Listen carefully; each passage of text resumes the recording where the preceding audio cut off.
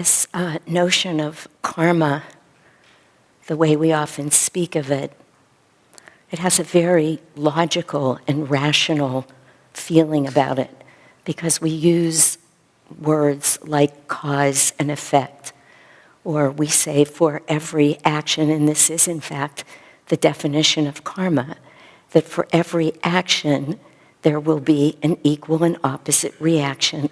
And it just so appeals to our logical minds. I mean, after all, it is a scientific truth. Of course, it existed long before the scientists were able to prove it. But nonetheless, we've been hearing these things for so long. And I realized this morning the words themselves are so solid. They have a lot of consonants in them. And I think that makes us sort of grab onto them. But the truth is, the notion of karma is so subtle. As Master said in the reading, it's not as if it's not as if it represents just one thread that's flowing. You did this in that lifetime, so now you'll get this, and you did that. It's so much more complex and really subtle than that Master himself says it takes a master. It takes a very great saint to understand the complexity of how this works. I was reading last night, and I read one of the Patanjali Sutras that says, as soon as any desire is satisfied, there follows immediately a fear of its loss. And he says in that sutra, therefore, the mind sets up ever new cravings, he says. We're used to hearing about ever new joy. This is ever new cravings in the mind because one thing gets satisfied and we just both fear its loss, and we also know we then often feel that we need just a little more.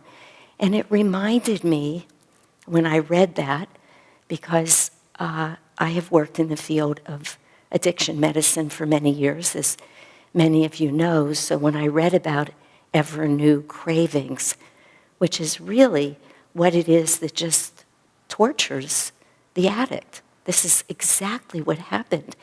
And it came to me what a wonderful example of how karma works.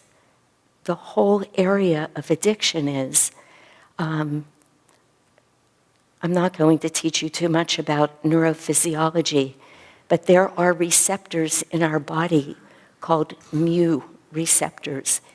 And those receptors are where opiates grab onto when we take them.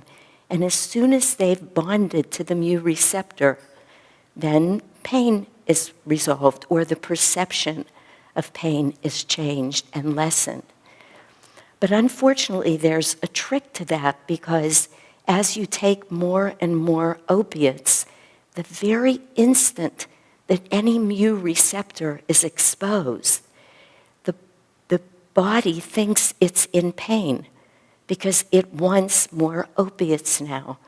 And so you begin this cycle of, I need more, I need more, I need more, until soon, and this is all true, this is a simplified telling of a complex but true science now, the person themselves can no longer tell the difference between pain, physical pain that they were having, and this perceived pain because a couple of mu receptors are exposed and it just simply wants more, which is just a perfect analogy, really, for what happens for us in life and how we create a lot of karma and how we live in terms of our desires and our likes and our dislikes, which has everything in the world to do with how we set up this cycle of karma. Then I remembered a client who I'm still seeing. I see him now every few months, but for many, many years I saw him every week, who came into a treatment center when I was medical director there.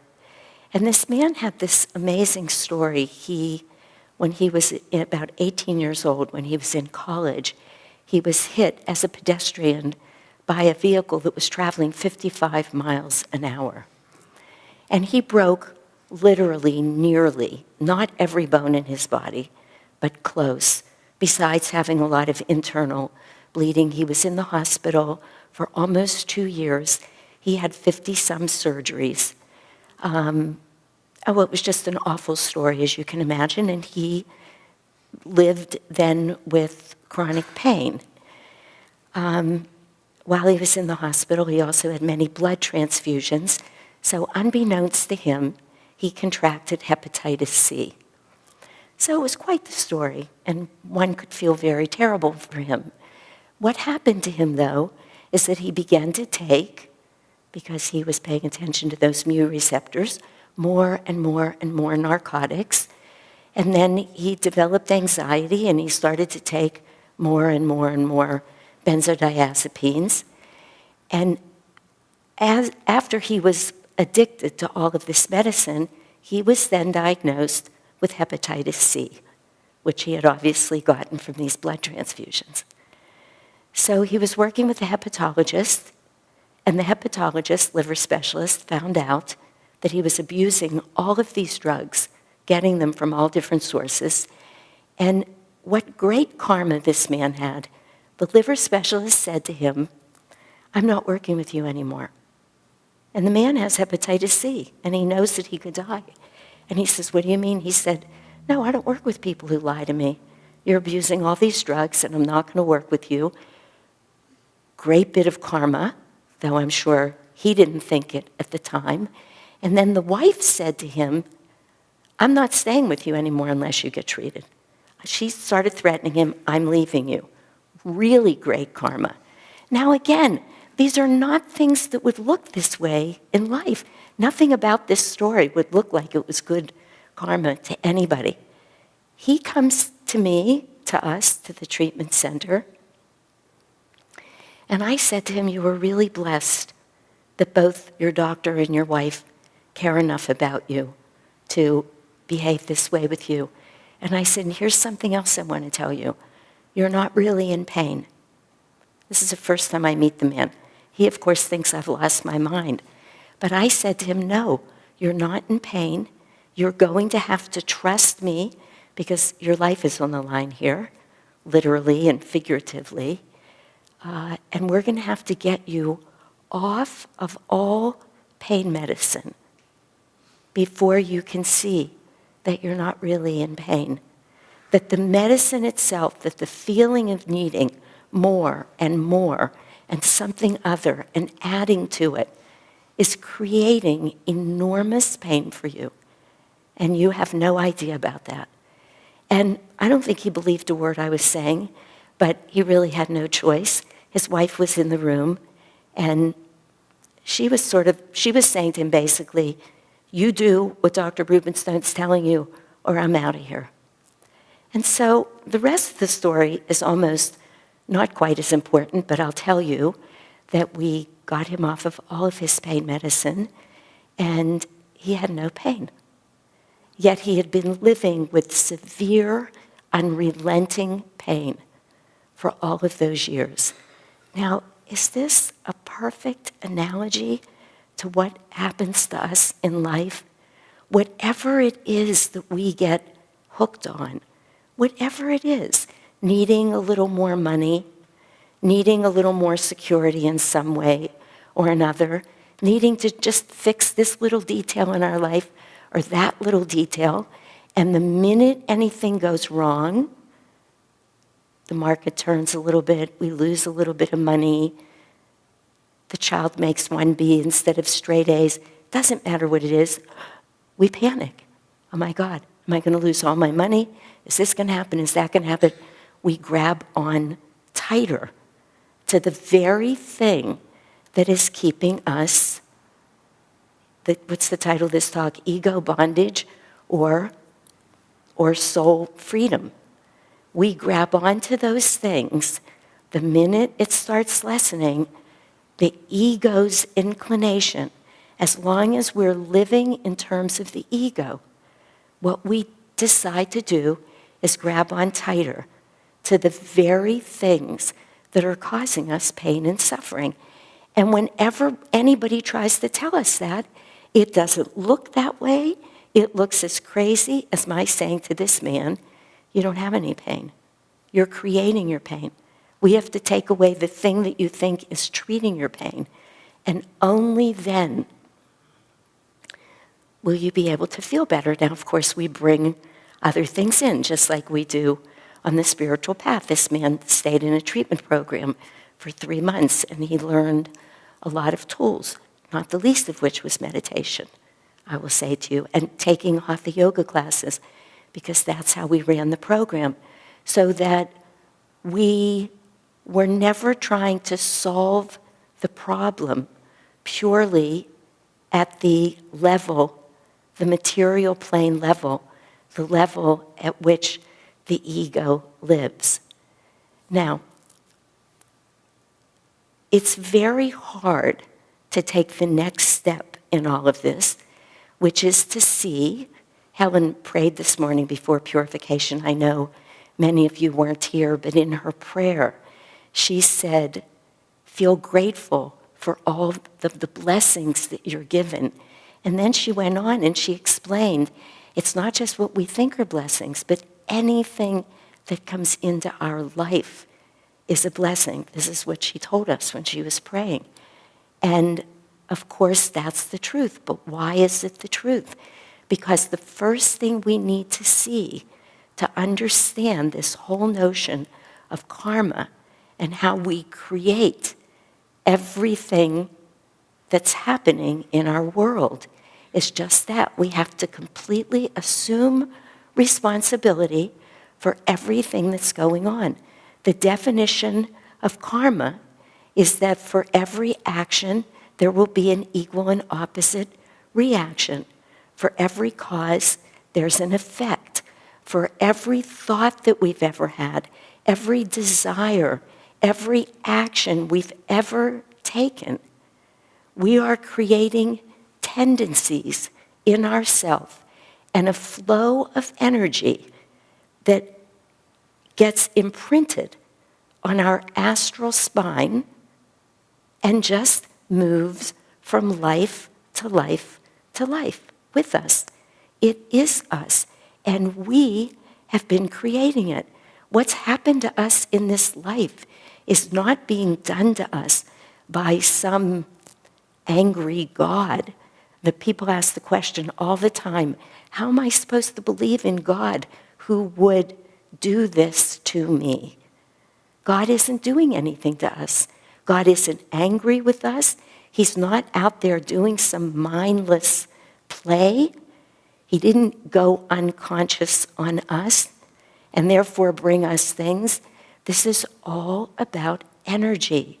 So if we can look at everything that's happening in our life, everything, even that which is so unbearably painful, and say to ourselves, what an opportunity to grow, to know without a doubt that we brought that to ourselves and for a reason, and that we in fact have the power to overcome it in certain ways, which I'm going to talk about, but not until we have said to ourselves, this is mine.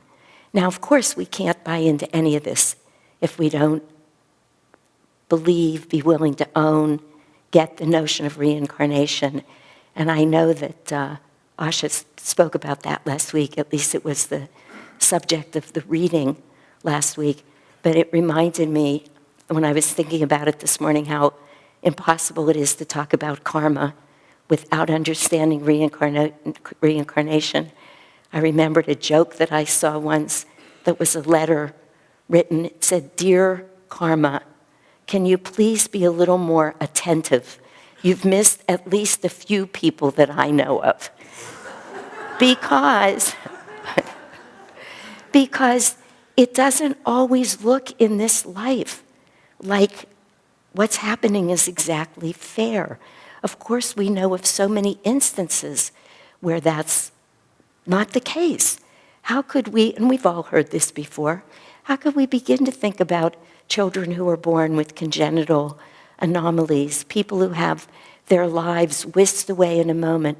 How could we think about my patient who was 18 years old and in college and was hit by a car traveling 55 miles an hour, or people who are badly abused as children?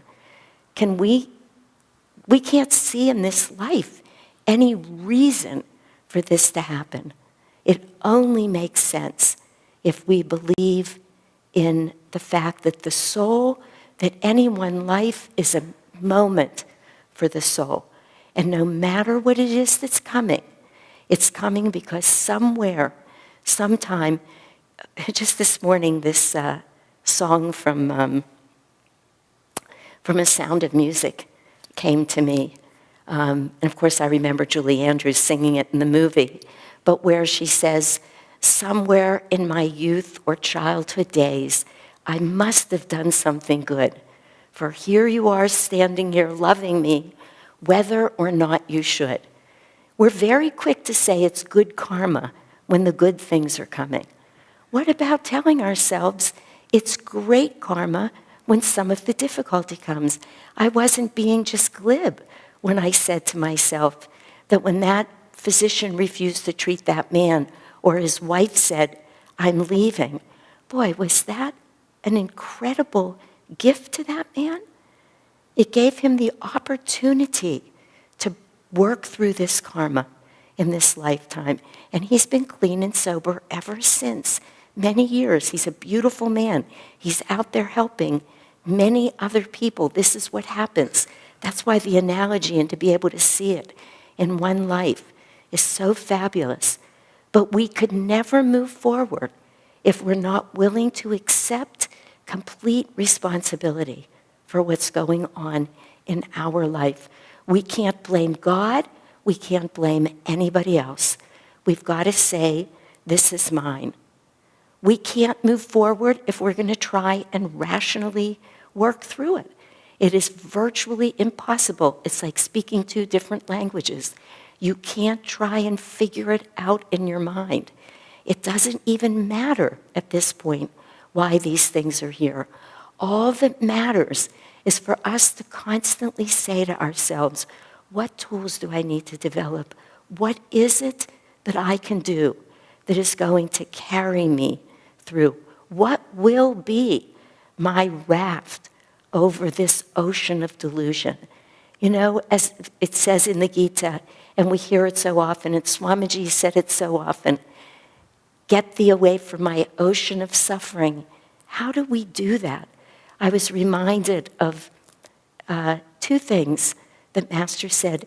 You know, this saying that we have, it's not a saying, I mean a quote of Master's, even-minded and cheerful. It sounds so simple, doesn't it? I mean, any of us who have tried know it's not simple to live that way. But when you just say the words, oh, I'll be even-minded and cheerful, it's so sweet. What do they mean? What does even-minded really mean? What does cheerful mean? It doesn't mean ha-ha. It doesn't mean that kind of happy or playful. Even-mindedness means those qualities that allow us to feel centered in the divine. Even-mindedness means practicing gratitude. It means practicing humility. It means practicing generosity of the spirit. It means being forgiving. That's what helps us be even-minded. And what about cheerful? What does cheerful mean? Cheerful means right attitude. It means right action. It means holding ourselves in a position that turns us in the direction of God, right direction. You know, this beautiful poem of Master's, God, God, God. It says, I've lost the first line. The spiral staircase, I don't want to get, help me. From the depths of slumber, thank you. From the depths of slumber, as I ascend, the spiral staircase of wakefulness. That's what we're talking about. That's what all of this is. How is it that we ascend? Master says, from the depths of slumber. That means living unconsciously. That means living an ego-centered life and thinking that by doing more we will get what we want when we are actually creating more pain. What does ascending mean? Ascending a spiral staircase of wakefulness. And just think about it. A spiral staircase, what a beautiful image it is. It came to me yesterday because the way a spiral is, wherever you are, however high you go, you're always in the same position. You've just transcended more and more and more to get there. And it's always directional. It doesn't matter where we are. It doesn't matter at all. There is no point in wasting any time bemoaning our current status.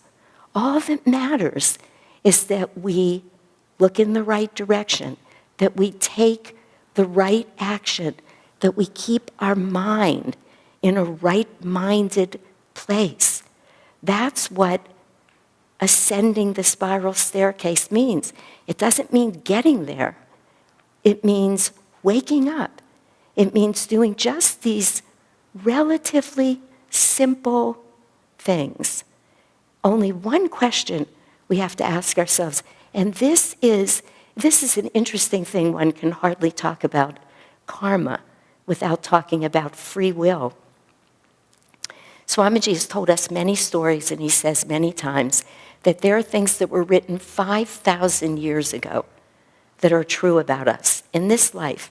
He shared some of them with us about readings that he had that were written several hundred years ago, where it was written several hundred years ago. He'll be born in Romania, which he was. You know, we've heard this all. In the reading, it said he'll only have brothers because his mother couldn't carry the sister. He never knew his mother had a miscarriage. But he went home to her and he asked her, "Is this true?" And she said, "Yes." And he said, "What sex was it?" And she said it was a girl. He never even knew. But somebody knew hundreds of years ago. People know thousands of years ago. When somebody asked Swamiji once in a satsang, how much does karma have to do with our everyday life? He said it has everything to do. He said even down to the color of the shirt you put on this morning.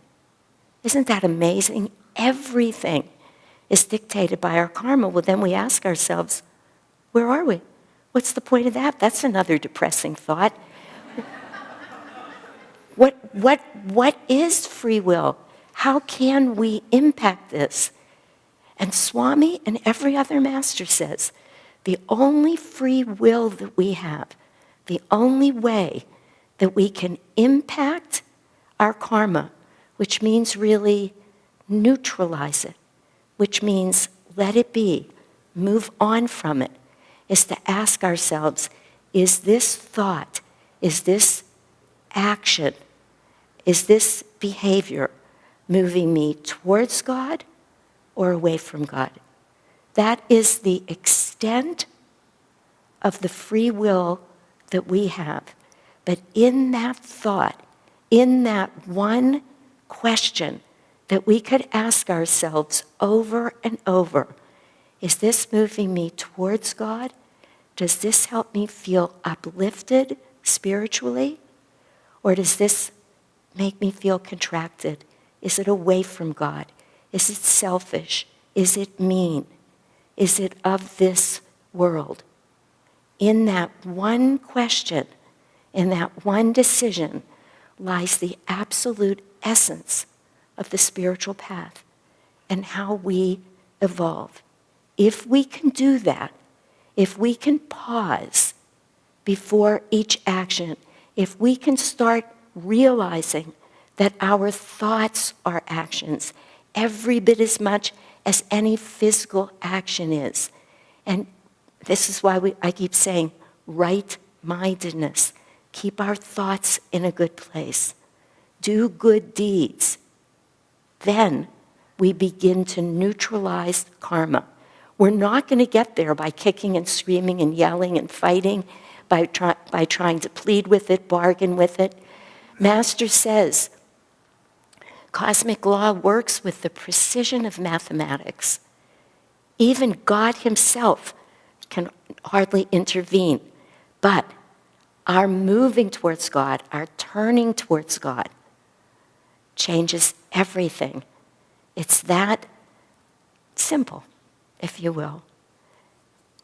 What we need to remember is that karma is the very fiber of the fabric of our lives, and it's woven with that many threads and that kind of complexity. And that these super conscious or uplifting qualities of gratitude, of generosity, of caring, of forgiveness, of love, of being loving are our ticket up this spiral staircase of awakening to ultimately arrive in a place filled with everything we know, our soul knows it wants and needs to know true joy.